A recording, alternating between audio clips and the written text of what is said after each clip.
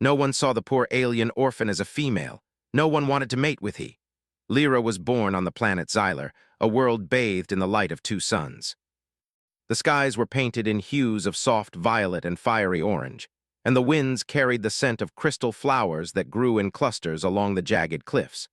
But despite the beauty that surrounded her, Lyra's life began with loneliness. She was an orphan from the moment she opened her glowing eyes, her parents lost in a sudden storm that struck the northern mountains, leaving her alone in a world that felt too large and too indifferent. From the very start, she had to learn how to survive on her own. Her skin shone a pale green that glimmered differently under each sun, sometimes bright as jade, sometimes soft like moss in the shade. Her features were delicate, her large eyes reflecting the light in a way that made her seem almost like a creature of glass. But her peers, other young aliens in the colony, did not see her beauty. They whispered to each other that she looked strange, and some even said her appearance was masculine. Lyra, in her innocence, didn't understand why they treated her this way. All she wanted was a friend, someone to laugh with, someone who would hold her hand as she explored the sparkling rivers and crystalline lakes that stretched across Xylar. From her earliest days, she discovered that life on Xylar could be harsh. The other children played in groups, climbing the jagged rocks and racing through the shimmering meadows, but whenever Lyra approached, they would pause, stare at her, and then turn away. It was not cruelty that kept them distant, she realized over time, but misunderstanding. They simply could not see her as she truly was. They had learned from their parents that to be strong, one had to fit a mold, and Lyra did not fit. Despite the isolation, Lyra found comfort in the natural world. The crystalline lakes became her closest friends, their surfaces reflecting her image, offering her a silent companionship that she could trust. She would spend hours sitting by the water, dipping her long, slender fingers into the cool liquid and watching the ripples spread like waves across the mirrored surface. Sometimes, small creatures of Xylar, shy and colorful, would come close to her, sensing her gentle presence.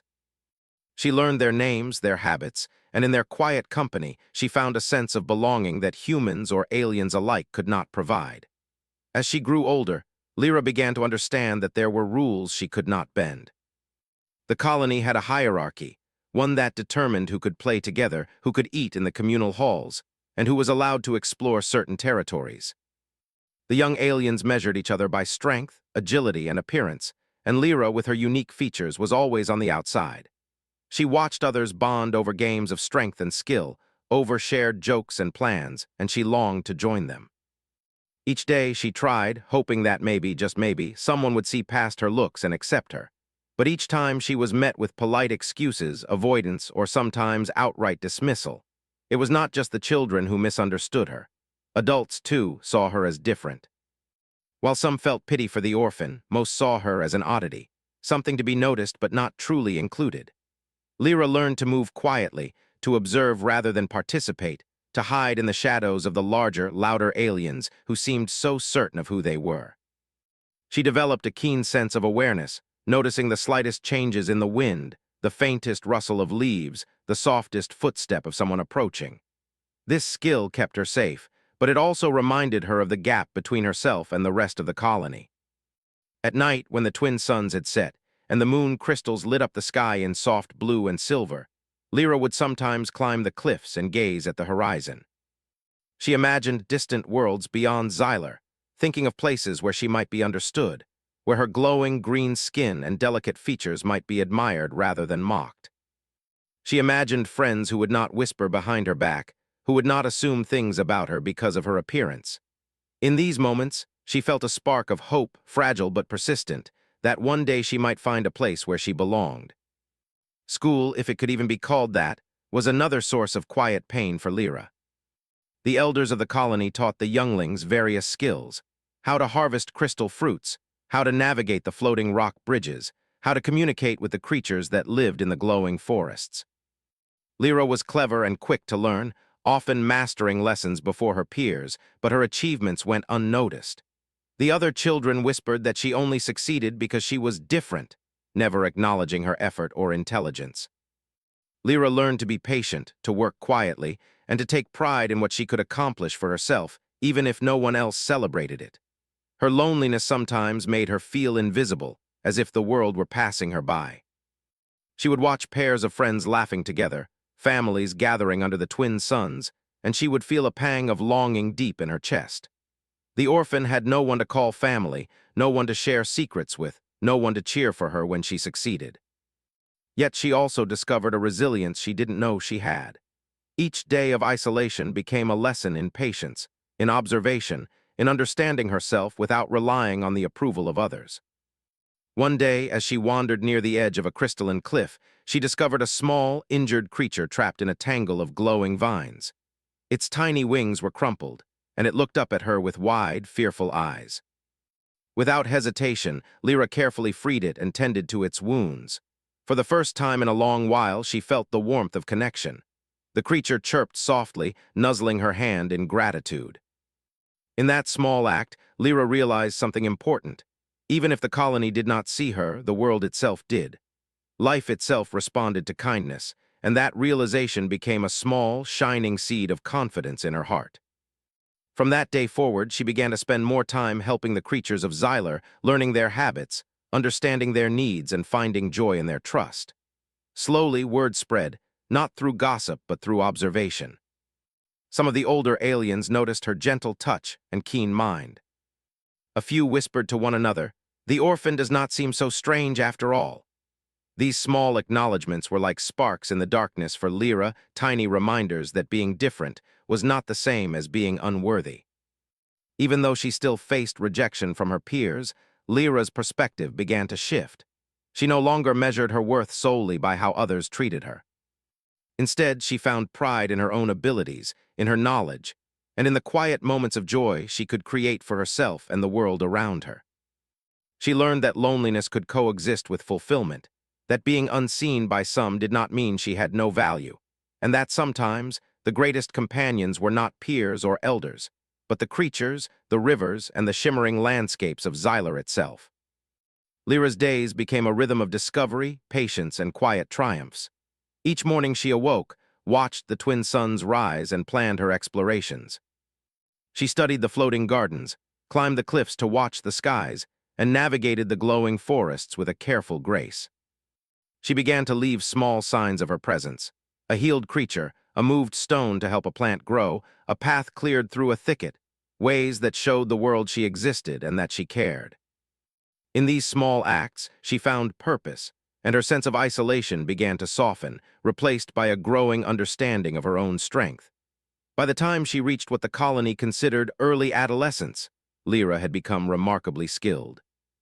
She could communicate with the creatures of Xylar in ways others could not, heal minor injuries, and even predict weather patterns by observing subtle changes in the clouds and winds. Yet despite all these talents, she remained largely unseen by the peers who had once ignored her. Their assumptions about her gender and appearance still colored their perception, and Lyra quietly endured their misunderstandings, choosing observation and wisdom over anger or complaint. In her quiet moments, Lyra imagined a future where her true self might finally be recognized. She pictured herself speaking before the elders, guiding younger aliens, and being valued not for her looks but for her contributions and her heart. She imagined friendships built on respect and understanding, laughter shared under the twin suns, and nights spent gazing at the horizon with companions who truly saw her. Though these dreams felt distant, they gave her hope, and hope became the thread that held her life together amid the shadows of misunderstanding. Every evening, when the moons rose and cast soft light over the crystalline landscapes, Lyra would sit on the highest cliffs and reflect on the day.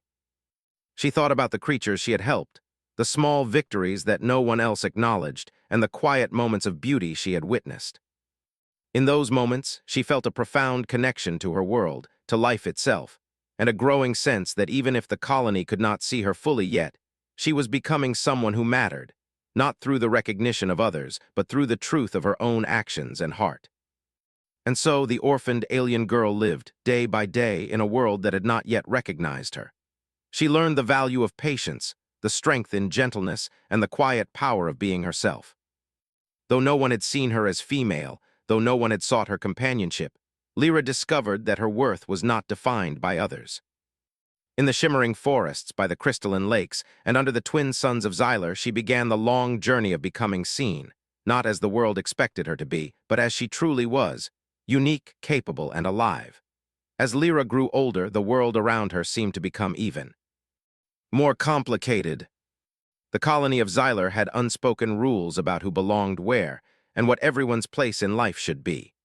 The younglings were divided into groups, and each group had its own games, its own rituals, and its own sense of pride. Lyra had watched these groups form and dissolve over time, always from the outside.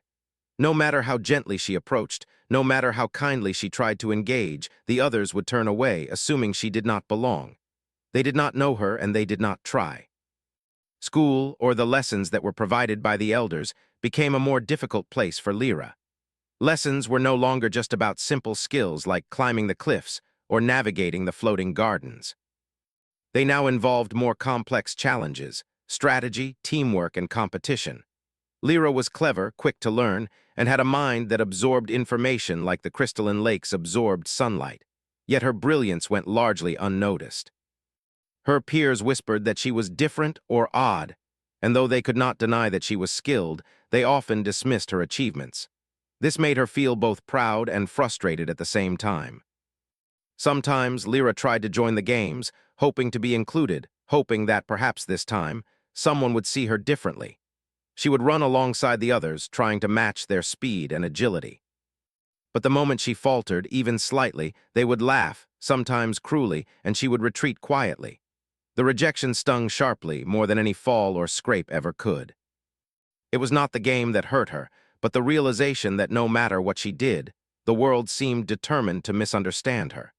Yet, Lyra refused to allow herself to be consumed by sadness.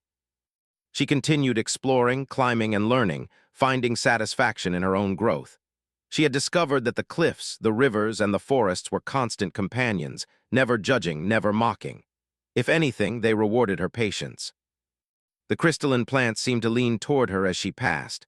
The water of the lakes sparkled brighter when she dipped her fingers, and small creatures often followed her quietly, as though they understood her gentle heart. These moments were small but precious, reminders that she was not invisible to the world entirely, only to those who judged too quickly. During this period, Lyra began to notice the complex ways her peers interacted with each other. Friendships were built on shared adventures and mutual respect, or so it seemed. Some of the older adolescents held gatherings in secret places, where laughter and music echoed through the forests. Lyra would watch from a distance, feeling a mixture of longing and understanding. She could see that belonging required both skill and social understanding. She understood the games, she understood the challenges, but she could not understand why her peers refused to see past appearances. This awareness, while painful, gave Lyra a new kind of knowledge. She began observing people more closely. The way they spoke, the way they moved, the subtle signals that indicated friendship or disdain. She realized that her failure to fit into their expectations was not due to lack of skill, but because they had learned to value only certain traits. In a way, this was liberating. She no longer needed to bend herself completely to their rules. She could continue being herself while understanding the society around her. But understanding did not erase loneliness. There were nights when she sat alone by the crystalline lakes, watching her reflection shimmer in the water, and wished she could share her thoughts and dreams with someone who truly understood. She imagined what it would be like to be invited to join a group, to laugh without fear, to have a hand held in friendship, to be seen for who she was. These wishes were not grand or demanding.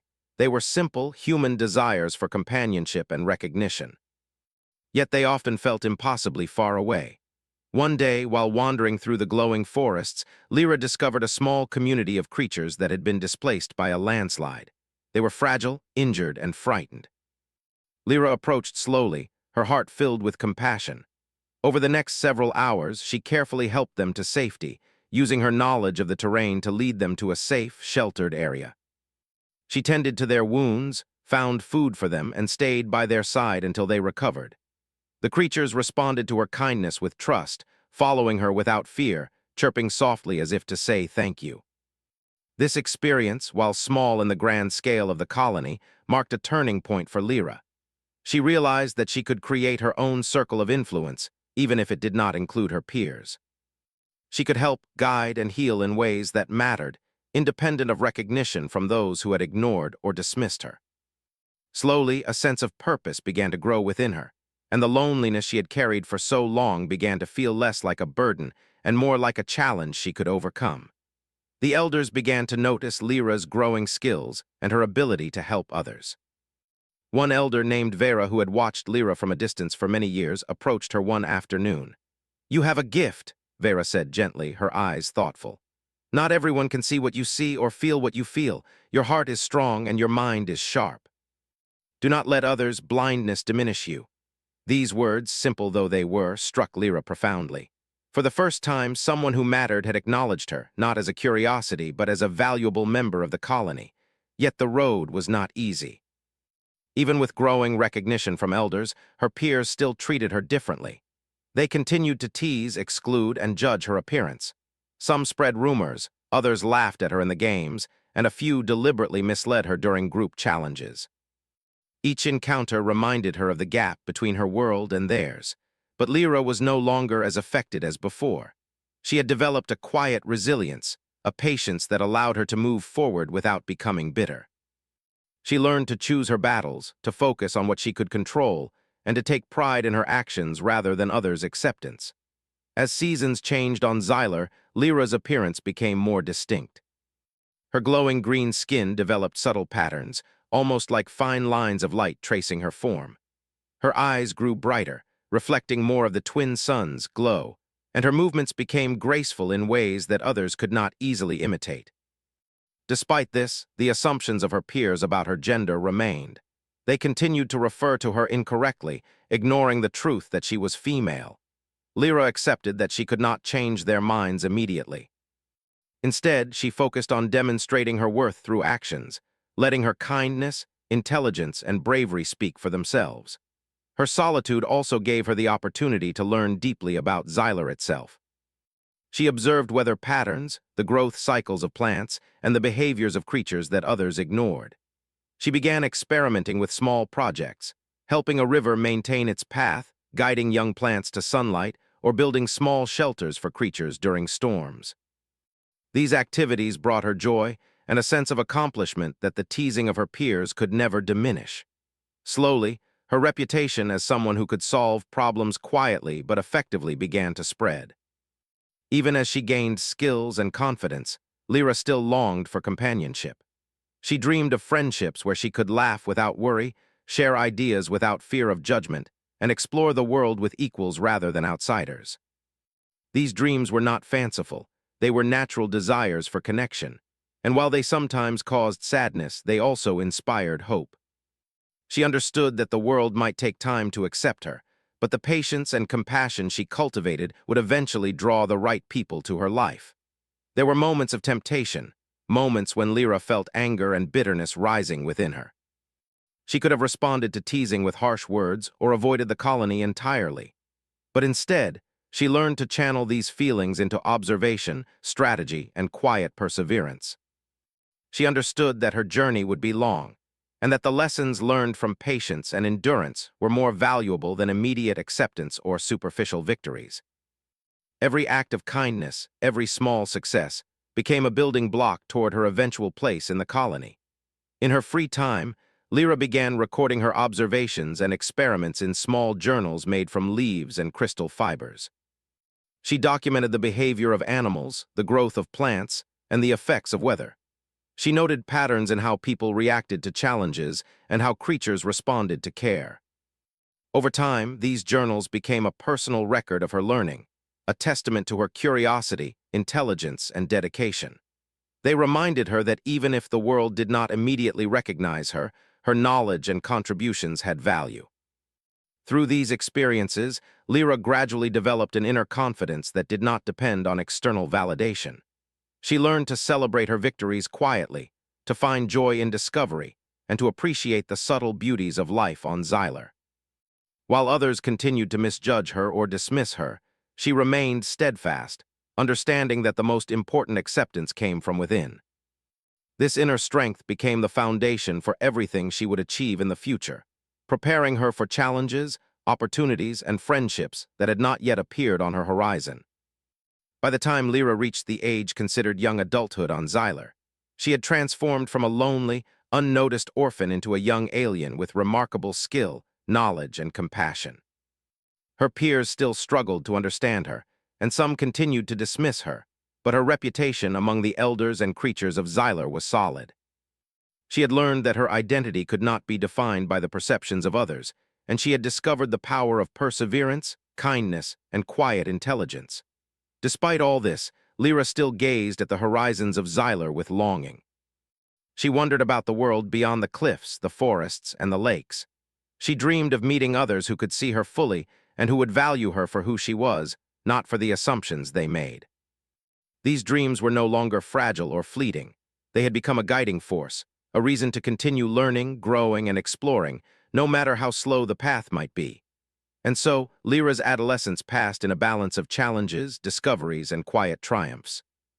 She continued to face the misunderstandings of her peers, but she also cultivated skills, knowledge, and resilience that made her strong in ways they could not comprehend. She became a quiet force in her world, a presence that touched the lives of creatures, elders, and eventually, others who would come to see her worth. In this way, the orphaned alien girl who had once been ignored slowly began to shape her own destiny, one day at a time, one small act of courage at a time, preparing herself for a future that she could imagine but had yet to fully realize. As Lyra entered her later adolescence, the world around her began to shift ever so slightly. The colony of Xylar, though still full of assumptions and rigid expectations, had begun to notice her in small ways. The elders, who had long observed her careful work and dedication, started encouraging her to participate more actively in the projects that benefited the colony. Yet for Lyra, these invitations were not about status or praise. They were about connection. She felt an unfamiliar warmth at being asked to contribute, as if the world were finally beginning to acknowledge her existence. One morning, Vera, the elder who had first recognized Lyra's talents, approached her with a gentle smile. "Today, I need your help with a delicate task," Vera said.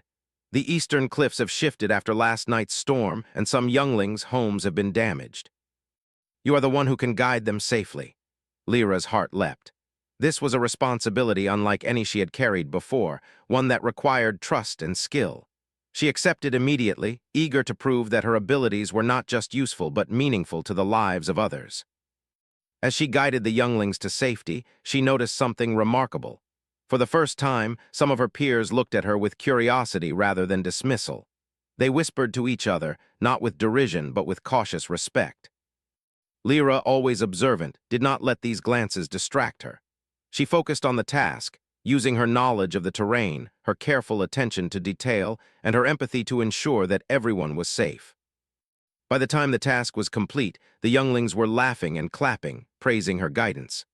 Lyra's heart swelled with quiet pride, a feeling she had longed for but never allowed herself to expect. It was during these small moments of recognition that Lyra began to form her first real friendships. One of the younglings, a curious and gentle alien named Talai, approached her timidly. I wanted to thank you," Talai said softly. "You helped me when no one else would." "I've never seen anyone so careful and kind." Lyra smiled, feeling a warmth she had never experienced before. "It's all right," she replied. "I'm happy to help. We all need help sometimes."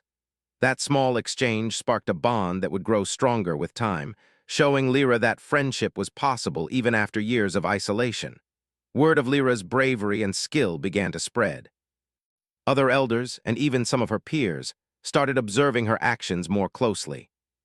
They began to ask for her guidance on tasks that required precision or patience, whether it was tending to injured creatures, guiding lost travelers, or repairing delicate structures on the cliffs. Lyra, who had long measured her worth only by her own satisfaction and the silent approval of nature, now found herself valued in the community. Yet she remained humble. She never sought recognition or praise, only the quiet satisfaction of knowing she had helped. One afternoon, Lyra was asked to assist in a particularly difficult task, repairing the bridge that connected two of the higher cliffs, a bridge that allowed younglings to travel safely between their homes. The bridge had been damaged by a recent storm, and without it, many younglings would be stranded. Lyra studied the structure carefully, examining the fragile stones and the crystalline fibers that held it together. She worked methodically, instructing others on how to place each piece safely. The task took hours, but by sunset, the bridge stood strong and secure once more. Her peers who had once ignored her were now watching in awe, and even some of the older adolescents nodded in approval. Through these experiences, Lyra began to understand a profound truth. Recognition did not come from forcing others to see her, but from demonstrating her worth through actions. She discovered that patience, consistency, and genuine care for others could slowly change perceptions. It was not a rapid transformation, but it was real. The whispers of admiration replaced some of the previous whispers of ridicule, and Lyra felt the first real sense of belonging in her life. Despite these victories, Lyra still faced moments of misunderstanding. Some of her peers continued to misjudge her, doubting her abilities or laughing quietly when she spoke.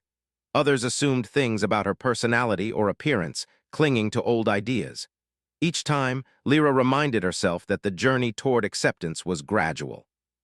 She focused on what she could control: her actions, her learning, and her kindness. Over time, these choices began to outweigh the doubts of others. One of the most meaningful moments came when she helped a young alien who had fallen into the Crystal River. The youngling had panicked and struggled, but Lyra's quick thinking and calm presence saved the child. Witnessing this, several peers who had previously excluded her approached quietly, offering assistance and asking questions about her methods. Lyra realized that her skills, combined with her courage and empathy, had begun to create respect among those who had once ignored her. This was a turning point. She no longer felt invisible, even if not everyone fully understood her. Through her growing recognition, Lyra also began to explore her own identity more deeply. She thought about what it meant to be seen as female on a planet where assumptions often blinded others to reality. She reflected on the subtle joys and challenges of expressing herself authentically, and she began to embrace her unique identity without fear of misunderstanding. In this acceptance, she discovered a quiet strength, the ability to define herself rather than allowing others to define her. During these years, Lyra's connection to nature deepened even further. She spent long hours observing the forests, studying the behavior of creatures, and understanding the subtle patterns of life on Xylar. Her journals grew thicker, filled with sketches, notes, and reflections on the world around her. These records were not just personal. They became tools she shared with younger learners and creatures alike, teaching patience, observation, and care. Her reputation as someone wise beyond her years began to take root. Even as her recognition grew, Lyra never lost her humility. She understood that respect was earned, not demanded. She continued helping quietly, guided by empathy and intelligence rather than the desire for praise. And yet the small victories, the acknowledgement from peers, the gratitude of creatures, the encouragement of elders, brought her an unmeasurable joy. She was beginning to see that acceptance was possible, that inclusion could grow, and that her place in the world was not dictated by assumptions but by her consistent, compassionate actions. By the time Lyra reached what could be considered full maturity in her species, she had achieved a delicate balance. She was respected by elders, observed with curiosity and admiration by peers, and trusted by the creatures she cared for.